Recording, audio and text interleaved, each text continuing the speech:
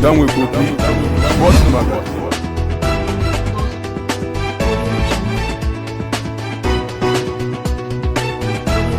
tozali soutenir président de la République, son Excellence Félix Antoine.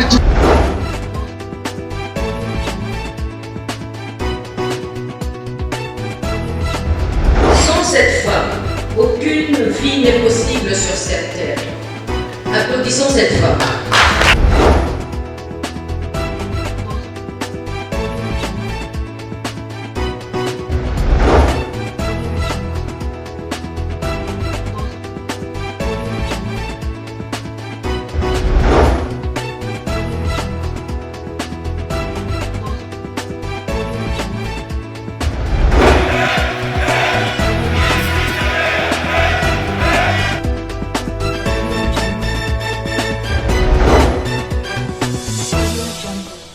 Ce programme vous est proposé par la Fondation Grâce Monde, agissant pour la gratuité de l'accouchement. Bandeko balandi esengeli boye baki na M-Pesa bakomi kokata bato 101 francs congolais soki bazali ko contrôler mbongo na bango boye ba balance ezali ya combien. Par exemple, moto azalaki na 70 000 francs congolais a tindeli mutu mbongo a tindeli pe mususu a bosani ki a tindaki combien de fois. Mais aluki ayeba lisusu ke na tikalaki na misolo boni na kati ya compte nanga les razo beta kaka code na bango wana bakokata ye 101 francs congolais. Ministre oya petentik bien sûr ki basa a telemeli yango mais atali koloba boye toyoki lisusu ke madame Mabunda na batu mususu ya FCC bazozala sima ya ministre wana pona kochaye pression ke atelemela yango te. Mais tokoti na mozindo ya likambo poto tuna toyeba ezali ndenge nini batu mususu bayebisi biso na ndoto ke Jeannette Kabila serré actionnaire munene na kati ya Vodacom yango basimbaka Vodacom te. Bon lokola eza makambo ndoto na kosenga nano nakita lisusu na ndoto nanga natala pona yebake eza vraiment ya solo to ya lukuta na boye na bimisango na bomoto boye. Mais efuna telemela na ndoto na makasi. Mais bandoto nanga ekoyaka te ke ndaka pamba kate. Na lobaka ke ndoto na ngai te ndoto na ngai koyaka te tango ko kitro bela makambo na République démocratique du Congo likambo to kokotela ngo muzindo makase poto yeba Adolphe Muzitu alobi ke Moïse Katumbi azali un petit monsieur azana tort azana raison affaire accord FCC cash consultation et paye bande ko balandi meeting aérien et pesi ki pelekese bato musu ba yebisinga onde ko Stéphane a na kinga kati bato bazobi mbango na triba bozobi mbango mpo nini o bamoni mandoki bamoni ba avion de guerre na lebi o avion de chasse les sous mais balobaki ke ezali pona ko sala kaka mariage entre deux armées. Mais quel message au Félix apesi biso sima ya mandoki oyo na komona ba vieux makasi na mboka na biso boye partenariat RDC na Angola poto yo kaki ke bato FCC bakendaka na Angola bakendaka ko sala nini bakotaki na ndenga bangulu to bakendaki na ndenga avion puisque ba avion ne bandi ko opérer place wana te. Bon tango koki na ya minde ko bazin pembe ndeko bazin mbote ndeko Stéphane mbote pe na ba ndeko nyonso ba kozwa ndingisa bayeba kolanda biso na tango ekoki epa ndeko Stéphane. Voilà ndeko bazin pembe ozali d'abord coordonnateur dynamique le changement c'est maintenant. Et en plus de cela, vous allez cadre na katia AFDCA. Alors, vous allez payer mon coup ya lobeli et AFDCA. Ba consultation ya ngoni sur Salemi. Vous allez qui peut consulter ba tu ya AFDCA. Ndeko modeste ba ati lukwebo. Aloba kinini na mokonzi mboka petro ki kozela nini na ma nyonso ya consultation. Ozomona pesa ki consultation yo kopesa biso majorité. Tout kozala kaka avant consultation égale après consultation.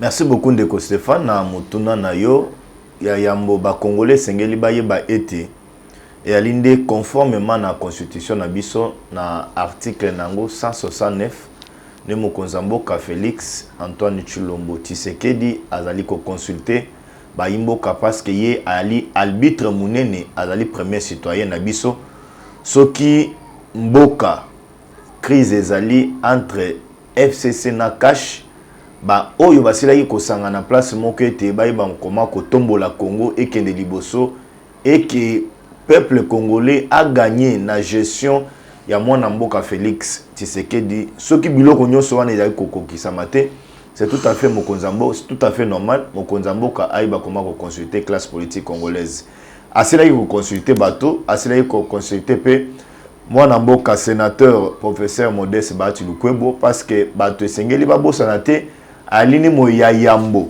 asila ki kobelela ete bayeba mokonzamboka ayeba koma koleka na ba consultation oyo parce que FCC na cache esilaki ko lekisa ba limite na yango lelo ba consultation ezali ko salema na bokebi ezali ko salema malamu toyali ko tona mokonzamboka mais congolais alingete après ba consultation message au chef de l'état a ko adresser na nation et à la message moko ya kitoko ba nombre ya ba ministre balongwali 66 bakomata 30 pourquoi pas 40 pour n'être ba mandataire pe ba kokota baye ba koma kocha la place publique pa ba congolais baye ba mosolo bango bazwaka ezalaka combien mais na nyonso wana ezali situation bien-être social ya policier ya soda ya enseignant ya congolais sur le plan éducationnel échangé yango ne biso to kozela na ba consultation et pour na kosukisa ndeko Stéphane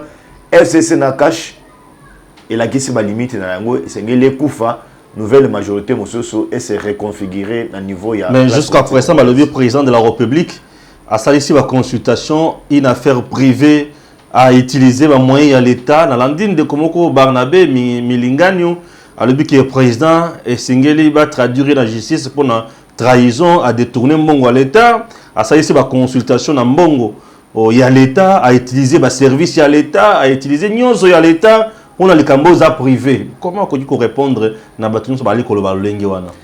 Bandeko esengeli ba comprendre logo moko.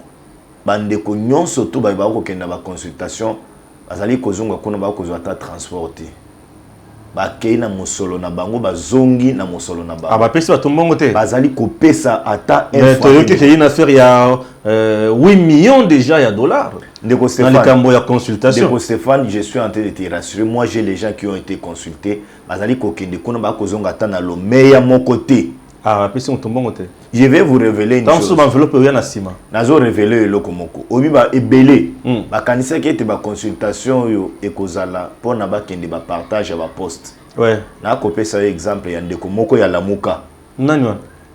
Tango ba bengi ye tanga komboka senani yango na silis vas-y tango ba bengi ye akene na ba consultation azu ba contact na bato bazasala kana niveau ya présidence pose question na ye ya yambo et alaki par nanga ekozala nini ba ibisete awa makambo ba par na yo ezate awa d'abord mokonza yo kabino et puis na soka tango mokonza mboka ko se prononcer yango nde tokoyeba qu'est-ce que nous allons faire pour le gouvernement awa partage à poste ezate auto yoka lobby awa auto sala message moko azali ko attaquer ndeko oyo asilaki ko financer bango pour ozo bien kama muzito yo moko lobi ndeko na ngai donc muzito nde akolele ki batindaki c'était prévu muzito ba consulter ye c'était prévu ba consulter ye mais ye asenga ki par alobi avant na kende kuna boyebisanga par na ngai kozala donc pona oyokete na bato mususu bakokaka nzalate bakokaka mais il y a des nzalate il y a des nzalate c'est ça le problème c'est abengi Moïse petit monsieur obi ba traître baza ebele na kati ya mboka oyo ndeko wana kizenga bato lelo pe à son âme yenda fulaye asala ye mais lelo azali un grand vis-à-vis ya bandeko ya Palu. Ah bon? Azali un grand vis-à-vis ya bandeko ya Palu. Atikali un lieutenant omemi ndeko Martin Fayulu Malette. Ah, mujito même la Martin Fayulu Malette. Mais hier à sepelaka ka ete non Fayulu asala eloko pona yazala na sima pona yebana. Est-ce que ozali na parti na une nouvelle élan et ana bato combien? Asala ka réunion wapi? Drapeau na ye wapi na Kisasa etikalo toma mwata parti moko. Siège na bango ezalaka place nini? Moi succursale na bango ezalaka place nini? Donc ezali bato mususu ka biso ba congolais so moto azali premier ministre to pesa ka bango longonye ebele lokumu ebele alors que mutu ye moko so ka atiki ekabo alimwe. So ki yoza journaliste munene sitelenga ta débat oyo so mona papa wana akosala meeting ou bien akosala réunion ya parti politique na yo wana nouvelle élan. Contraire nouvelle élan pe ezalaka ya yete. Nouvelle là za ya mozu tout et za la kayayete. Il y a un certain Patrick Mboma. Ah, ndekolo nouvelle là. Oui, yende azali autorité statutaire ya nouvelle là. Mozu to azala kawana comme personnalité politique. OK. C'est ça la réalité, c'est ça la vérité. Ba Congolais sengeli ba yiba biloko nyonso wana. Donc topé sa chance na ba consultation ya mokonza mboka ninga sila iko yamba mais na soka reconfiguration sengeli ezala. De Stéphane, même madame Janine Mabunda kozali sur place wana te oyaki dossier na conseil d'état. Tozokoma kuna. Donc Congo to espérer qu'après la consultation mon peuple mosusu ya sike koya onete ba mama ba ko souffrir enseignant, policier, infirmier, médecin à se retrouver dans gestion ya mwana mboka Félix Antoine Tshilombo Tshisekedi. Très bien. Tozozela batunyo so va se retrouver dans gestion ya mwana mboka le président Félix Tshisekedi. Consultation batelemeli yango makasi na bandeko na biso ya FCC bandeko Kabila batelemeli yango makasi koleka ndeko Bazin Pembe tokosoka na likambo wapi mais avant tokota na muzino na yango on se retrouve juste après ceci.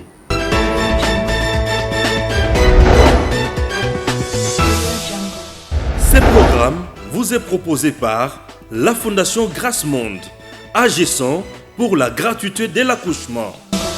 FCC azoboya kaka. Siko tokosoka na makambo wapi? Ndeko nanga Stéphane, accord il faut accord kaka Kabila vandi na accord. Tokosoka wapi? Ndeko nanga Stéphane ezali agitation ezali bobangi nde esili kokota bandeko na biso ya FCC. Ndeko Joseph Kabila a comprendre que non biliaki yepona ba Congolais ekomi na suka. Donc tu as une importance à tenir compte na Kabila te pona te Congo kende liboso. Soki la date à le 30 juin 1960 Congo ezali kozwa indépendance nango certificat na biso ya enregistrement ya Congo ezala na kombo Kabila te ezali Congo ba konzinyo surtout ba koleka mais Congo ya ngonde ko gagner. Donc ndeko Joseph Kabila topé ça lisusu importance lelo ebele azwa bato na yeninga sili kozwa bango en otage bongo akena bango mais ya biso ezali mboka na biso République démocratique du Congo est gagné après la consultation mokonza mboka kosala. Tomoni na Kinshasa mukolo ya vendredi bien sûr, tomoni ba vieux ya minene, ya minduki, ya guerre, ya chasse donc tozoye bate président Félix abongami déjà pour ça la guerre na Kabila après consultation oyo tous andengeni. Et à la guerre te ezali ba signaux ya diplomatie moko ya malonga. Et ali ba signaux ya kolakisa ete ba pays frontalier na biso surtout coopération entre biso na bango ezali ya malamu. Ezali signaux ezali kolakisa ke entre biso na bango tozali ba voisins et ba signe ya bon voisinage esengeli ezala.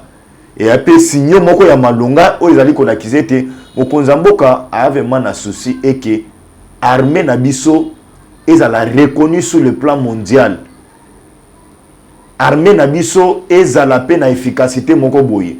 Yango nde lelo okomona biloko. Donc ce sont ba signaux moko oyo ekosaka te. Donc biso tozali ko louer eloko wana et puis nous encourageons le chef de l'État à percer et nous disons na armée na biso ba policiers, ba soldats, ba service nyo surtout et que ba kenina elawana pour que le Congo puisse gagner na nyo surtout tokoki kosala. Congo gagné na nyonso tokosala. Est-ce que ça réponse te bopesi na Kabila na ndenge toyokaki ke bato moko ya FCC bakindaki na Angola pona koluka koyebisa ba président lisusu ke ndenge eza boye kuna le président Félix est en train de torpiller l'accord alors ezosenga bo chaye pression. Est-ce que ça façon akopesa réponse te ke yo kendaki kuna mengayo omoni bayena minduki nyonso na bibundeli. Est-ce que ça message kopesa bato o bazokanisa ke ce qui Félix a passé message mususu ya koloba ke na mettre à côté FCC cache nazo mettre en place Chico likambo tobengi ya union sacrée Kabila ko bundisa mboka po alobaki ki ya kozongisa mboka 50 ans après. Ndeko Stéphane bato esengeli ba yeba eloko moko et que accord entre ndeko Joseph Kabila sénateur le président de la République ezali affaire privée ya bango et qu'on a la prédominance sur constitution sur 80 millions ya ba Congolais. Et ali ko produit ba effet kaka entre bango mibale pas vis-à-vis des tiers ou azali peuple congolais azali ko souffrir. Donc ngai lelo na komona accord entre Joseph Kabila et le président Félix était au contraire bien-être et peuple ndé sengeli ezala au devant ya ba accord na biso nyonso to batu. C'est pourquoi le chef l'a dit, la loi suprême, le peuple ali mobeko moko ya likolo ko lekaba mibeko nyonso. Sengeli peuple a se retrouver na maito ko sala. Donc ndeko Joseph Kabila ya kabino ne ba panzisa ngoni boko petra ya importance place azali wana ana bobangi makasi. Bobangi mutokomeli secrétaire général ya ONU akomeli bande ko na biso ba président mususu na Afrique awa. Bato mususu baso ba ke apesi bango message ke boye bisa président Félix akeba na nzela azali kokende. O chala mwana lobi ki azokende nyoka nyoka. Ndeko Stéphane, ba Congolais sengeli ba yeba eloko moko. Et que passé ya ndeko Joseph Kabila na kati ya mboka ezali ya mulili ebele. Ya passé moko très sombre. Soki lelo Congolais ba institution judiciaire ba lingi ba fouiner na passé à ndeko Joseph Kabila akobika te. Zoaka kanzela awa zoanzela kende ti boma. Tala combien d'entreprises ezali na nzela wana. Ukotuna o ya nani ya X. O ya nani ya X. O ya nani ya X. C'est comme si biso to yakinde ko accompagner na kati ya mokili awa. Aux la loi sur les anciens chefs de l'État.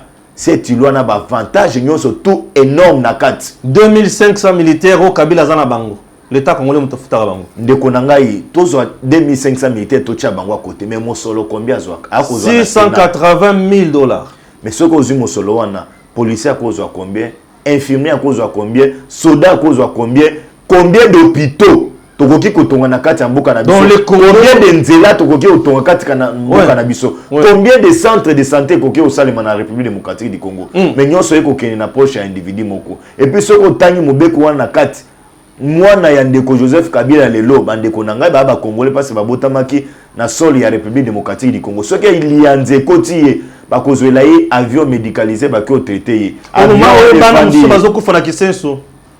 Bala ni paroliate. Bakozwaye bako tete na poto parce que balobi la loi protège le président de la République y compris na batonaye. C'est inacceptable. Il y a mon député to ko senga kana ba député, je pense. Ba député wa ko senga. Non, nenge bureau et assemblée ezali kokoya déjà. Je pense que le président mosusu oya ya sika akoya ko sunga ba congolais ponete. Madame Janine Mabunda la kise ba limite na ye atieki militantisme na kati Congo ekoki kokende liboso na eloko abongo te. Ndeko baze pembe po olobi ke madame Janine Mabunda po tangiye ngala linga kotanga mingi na kombo kamikaze po ingana muna ya kamikaze ye pesa za kamikaze. Alors maman kamikaze ba namoni ke azana problème na justice. Albert Pouela a télémélé moyen te.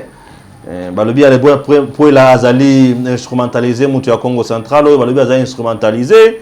Balobi a Lembongo, bino batuya o kata ko soutenir le président Félix Bouali ko sala par tous les moyens pour beaucoup essayer. Mais Conseil d'État, comment expliquer, a déclaré requête à Albert Pouela fondée et recevable dans 8 jours à Koloba et Kolekandengeni. Ndeko Stéphane ba Congolais ba kolanda biso to ana problème na madame Janine Mabunda te. To cela ko sepela na makasi. Tango aye na Assemblée nationale alobi akosala na Assemblée nationale le temple ya démocratie.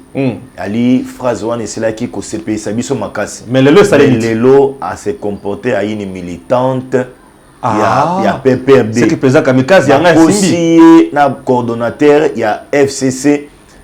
Bakosi na mwana mboka Joseph Kabila na ndeko musoso ya Sénat kosi.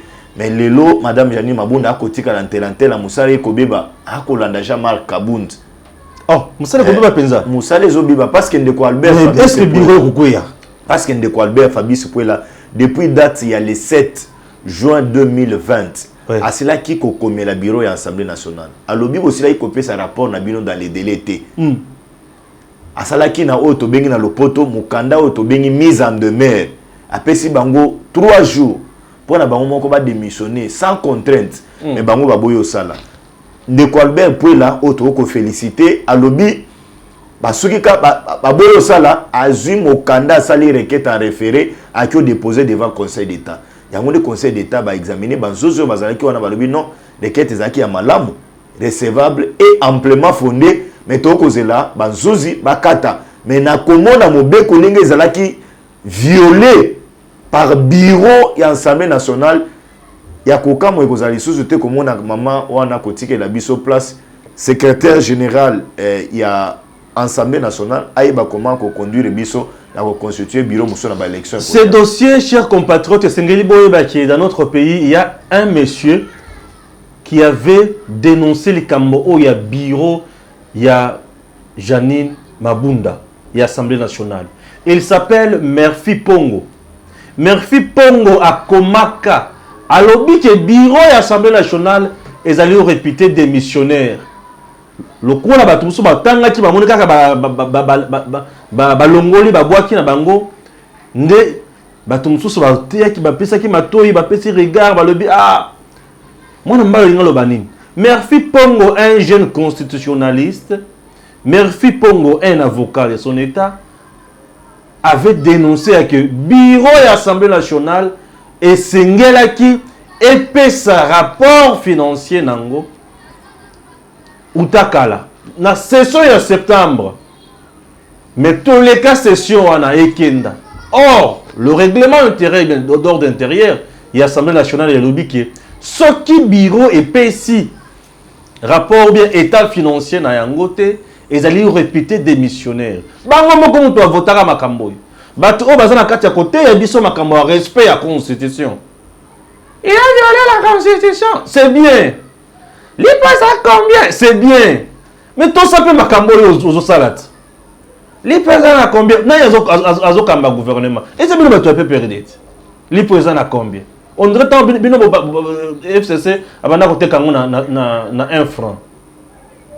Je ne sais pas si il passe à combien. Alors, il y a un map. Map peut aller à quoi? Ça va peine au lait. Baliaka mapa na biso ya banyamo za libanda oyo. Bana pesa baliaka mapa wana. Boni ko sakana ba congolais bo. Alors, tozo c'est la conseil d'état akata likambona toyeba esuki ekosuki la biso na point nini. Chers compatriotes, il y a aussi un autre dossier, maître Bazer. Et le ngana zo banga kaka eza ya ke. Bango balobi kaka ke. Ce qui fait que ça aussi accordé trop ah, c'est quoi majorité dans l'Assemblée nationale? Muzito lobi na makambo de débauchage, Kabila za makasi po ayibi mbongo ebele na mboka et il nous a créé un monstre à la tête du pays. Muzito a traité Félix de monstre à la tête du pays. L'interview à celle qui na Marius Mung. Tolandeli malamu Adolphe Muzito. Est-ce que beaucoup de majorité vraiment Félix Agozoyango à l'issue de la consultation pour ça vraiment union sacrée? Ndeko Stéphane, nayoki au lobby et loko moko ya ndeko moko c'était qui est comme Ndeko Barnabé. Ba Congolais sengeli ba comprendre que non Congo est comme na mboka ya refuge ya bato. Congo est comme na mboka bato ba ya kozwa mosolo. Bato bazoya ko servir peuple te ba yebé que non politique et futaka. Et là, quand on est Barnabé, Barnabé est à la quête ya mbongo. Barnabé est à la quête ya ba relation pour ne pas payer sa mbongo. Milinganyo. Barnabé n'est pas en train de servir le peuple congolais. C'est un expérience. Et là, il bien. Mais moi, je ne viens pas coloca polémique. Non, moi, je suis connu. Non, oui, bani. Ndeko Stéphane, ce gars-là, il est envoyé par Matata. Maintenant, là, il travaille avec Matata. Ah. À part Matata, Pogno. Barnabé, 205 millions. Au continue de la lien, Barnabé est maintenant avec Matata Pogno. À part Matata. Barnabé est maintenant avec M. Azarias Rouberoua. Ce sont ces gens-là qui sont Azarias Rouberoua. Il déjà, alors qui va travailler pendant plus de 18 ans. Bazalaka na rébellion. Il y a beaucoup de gens qui ont dit que ton bon avion. Barnabé l'a accepté dans mes émissions. Barnabé est à la quête d'argent. Il n'est pas. Il a servir. Azana souci à servir le peuple congolais. Matata Ndé azali ko utiliser. Il est Azake pas Sami Nani Badibanga. Il était le porte-parole les progressistes. Qui a pas progressiste. Mais les aujourd'hui semble-t-il qu'il est encore là, non? Azali Sousukunate, je l'ai suivi dans une émission, je déclaré Moki Kadongwe. Parce qu'à Banda Komona, pour servir, il n'y a pas si. Il faut servir à Mbongo. Ah, ok. Donc il roule aujourd'hui pour faire aujourd'hui une émission les émissions financées par Matata. Il fait les émissions financées par Azarias. Donc c'est il a en train de nous espionner, Bissoba Congolais. Donc c'est l'espion. Nana Kolobat. Bengana yena plateau na koyebisa ba vérité na koyebisa yo. Obangate. Yo no beti boy, il faut na benga payer ça mon droit de réponse non? Ya osala na boyeli état ya osala, je suis à l'aise. OK. Sikola comme susu IGF yo wana bimisi makamwa minene awa. 205 millions ya bukangalonzo bato balé yo ya bana. Tolo te. 205 millions ya bukangalonzo. Eki wapi? Ndeko Stéphane. 285 millions. 285 millions au mbongo ebimaki na caisse ya trésor public pour na ko servir dossier ya bukangalonzo. Mais 205 yangonde ba yibi ba détourner 80 millions kaka yangonde et servir pour accepter qu'on continue après ceci.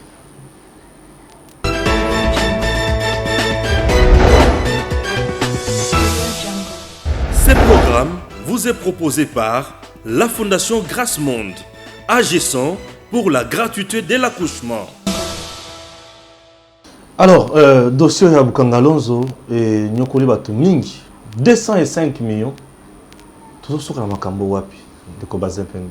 Ndeko Stéphane, ndeko Matata Mponyo, ndeko Isidore Kabwe na ndeko Patrice Kitebi bali bato moko oyo esengeli bakanga bango ba crier na acharnement te ba transformer ngo comme politique était parce que o bango basali congolais ata moko ko yiko pardonner bango te mbongo ebimi 285 millions de dollars na trésor public ponete basali sa ba congolais bukangalonzo ba congolais bale a bio ndenge bango banda ko yebisa biso. Mais na mbongo wana 205 millions de dollars yaki dilapidé na Afrique du Sud. Tango biso to komona installation ya bukangalonzo ya ndeko Joseph Kabila bemi ba ministre belé alors que l'argent des paisibles citoyens congolais a qui logé na banque moko en Afrique du Sud.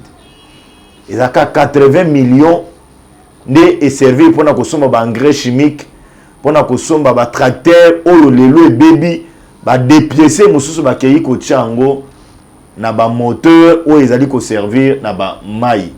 Donc Matata atata ngo ko tambola na ba cravate rouge, c'est un gars oyo sengela sala boloko. Azali ko kosa bato na ba kosala ba challenge et ba conférence de presse pour aveugler les Congolais. Même Matata na régime ya Félix était Matata à ceux qui savent na yini na boloko na mbongo ba paisible citoyen congolais parce que tokotika yango te. J'aurais appris que tant que j'ai fait cette banquette na le dossier est en train d'être transféré na justice parce que cible ya liboso ya ba benga devant ba instance judiciaire et kozala messe Matata Mponyo. Na kosenga plein de ko benga Barnabé o benga kawana alobela makambo ya Matata. Alobela makambo ya Matata ole ka ba pesa ka mbongo alenga na ba télévision ça ba émission. Ils sont pas venus servir le peuple congolais, ba yende ko servir ba poche na bango. Et nous ne sommes pas dans cette élite-là. Et ça la passe pe kokamwa et loko asuka sikoyo. Bozotanga Matata, botangi baboye botangi oyo. Mokoloni ni Félix a aussi sa maramba à Kabila. Kabila touche beaucoup d'argent. Il pille le pays à niveau nyos. Ndeko Stéphane Olobi n'a pesa biloko mike. On a 30 yoki qui va pesa ngo ba Camerounais. Au CPT. Régis des autres qui va pesa ngo ba Sénégalais. Pour ya matadi kuna ekufa Kabila sala ya ye. Ndeko Félix a une décision ah ke bakanga port illégaux bakangi. Donc on me fait au Kabila. Et là comme sous aucune entreprise publique n'a mort cannabis. Mais kaka privé à Kabila n'aime toujours fonctionner malamu. On te kanga ba kanga ti ba tata matata moi frère moko et le bar kulutu mende sourinen. Ndeko Stéphane obi e ko salanga passe belé ba fonctionnaire à l'état ba futamité mende ko sele ya la goula zumo solo nyonso dbu akio bambango pépé na primature. Ba Kabila sans arrière. Ba intrant oyo ya bato e bato bazanga makila ministre ya santé akoluka mbongo mais sele ya la boule ya koboye ko Il y a peut-être qui allait qui mbongo Covid. Eteni longono na kolobango sans fois oser les fêtes par Eteni ya kozwa mbongo kokendo zongisa ngo alobino na yo zongisa ezali ave ya keno na sala ki infraction na droit na biso na droit congolais les faits ya Eteni kozwa mbongo kendo zongisa ngo bongo c'est reconnaître que je suis coupable sengeli balandela ye mais ceux qui a sala ki ngo na droit anglais na Angleterre droit na bango soki oki o reconnaître oki ozongisa mbongo bongo bako pardonner bako limbisa bako kanga yo te mais pas na biso mwifundi ke ngai na muyibi na yibaki yangoyo donc Eteni ndenga zawana tango ba nini consultation ko sela akozonga lisusu te et ali Eteni Longondo akozonga lisusu te et ali madame Akazi bandubola bakozonga lisusu te ce sont des ministres incompétents pour la République ce sont des ministres cash incompétents baza bato ya kobomba te ya kokajole te ya kokarese te donc ils doivent partir bazum oyo bazwaki moyibi lisusu na SCPT réseau wana nasilisa oyo ya Kabila olobi oyo ya Kabila tu sais Kolo Congo bazobenga autorité morale de la RDC bon azwa bango na mouvement neto azwa bango en otage autorité morale autorité na ebite nengo zaboye soki ngai so na komi autorité morale na donc ata miso na po na tourner na gauche ngane mango yebisa yo tourner miso na FCC balobaka sanki Kabila yeba okolobani Kabila puis tous ces gens là et comment donc Tingaka te comment est secte Tingaka te za deuxième république et ça 2500 militaires soki deuxième république balobika ka meeting a rien ya ba avion boy kuna ba komi paniquer pour nini Kabila kimi na lobi a kimité ah OK ah c'est panique érigée déjà d'un côté ah OK donc ne comptons pas sur Joseph Kabila. Kabila appartient déjà au passé. Tout raisonner avancer.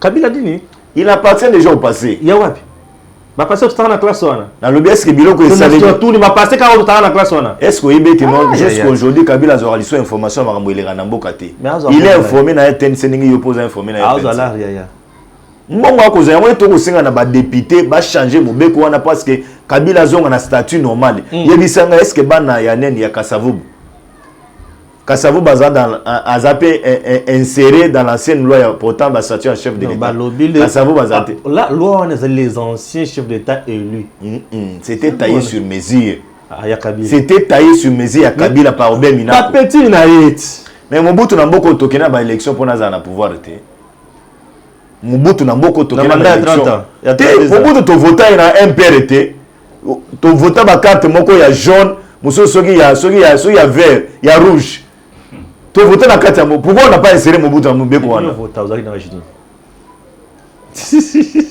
moi na 85 mais na histoire na mboko oyo merci beaucoup voilà to komi na suka ya magazine na biso tango koki ça a été fait ça la passe ne Kabila zo torturer biso na kati ya mboka na biso na mbongo na biso Kabila pesa nga estomac mikolo nyonso na komo mela maya tout moment ba komo benga nga soki chamo le kola Kabila bon Kabila komi na nyonso RDC ya ye tango nazo ba ya ye mutu ye moko 2500 militaires atabino moko bazo batela nini bazo batela na mandevu ah tout le bateau et là comme sous sonné te on a relobate na olobango prochainement pour autre qui na beti yango to saka dirigé par un militaire na ba rébellion to mona kabisika bato basaka formation qui militaire te kuna basaka ba général RDC dirigé par un général là oh Joseph Kabila c'est bien président général mais RDC toujours l'insécurité général Yanine armée d'Israël to yibagité. Merci, à très bientôt.